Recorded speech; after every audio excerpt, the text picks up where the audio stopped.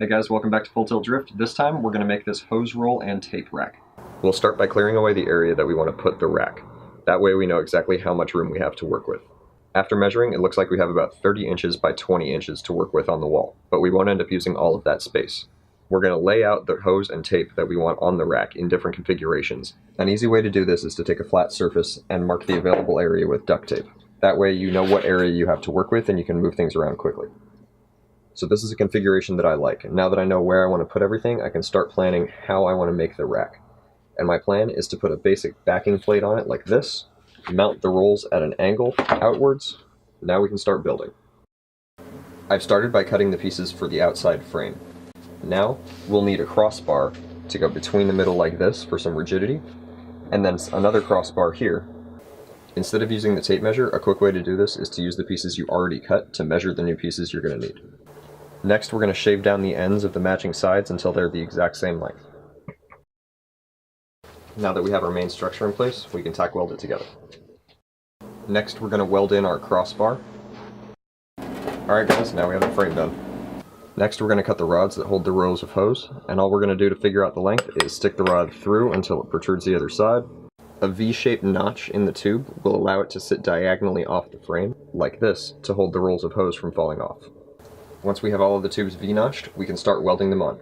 These right angle magnets also hold things at 45 degrees, but it won't hold stainless, so I'm just using them as a guide while I weld.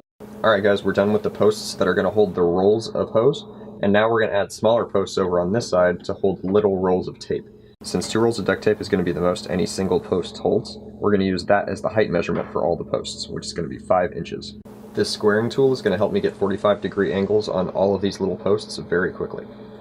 So we'll mark out 4 spots 5 inches apart on either side to put our posts. Now it's time to tack weld our posts on. Alright guys, now that we got the main structure all done, I'm going to go through and finish welding all the joints up, and then we can paint it and throw it on the wall. Now that we've got it all built, the only things left to do are to take the sanding wheel to it to clean it up a little bit, and then go take it outside to paint. To make sure the paint lasts as long as possible, we're wiping it down with a degreaser before we paint it. We're going to let it dry for a while, and while we do that, we're going to put some nails in the wall to hold this thing up. To hang the rack, you're going to need 2 or more screws and a drill for some pilot holes. You want the screws to be as close to the corners as you can so that it's not sliding around, and I'll show you that here in a minute. Okay guys, so when I was talking about putting the screws as close to the corners as you can, what I meant is that you want the screws on the inside of these corners, but as close to the corner as you can, because if they're further inside, like here, this whole shelf is going to be able to slide around back and forth, and that's not what you want. If they're in the corners, it pins it in one place. Alright guys, the rack's working well, and I'm stoked I finally have all this stuff out of the way. I was even able to add this heavy roll of twine that I didn't think it was going to be able to hold on one of the small posts, but it's doing it just fine.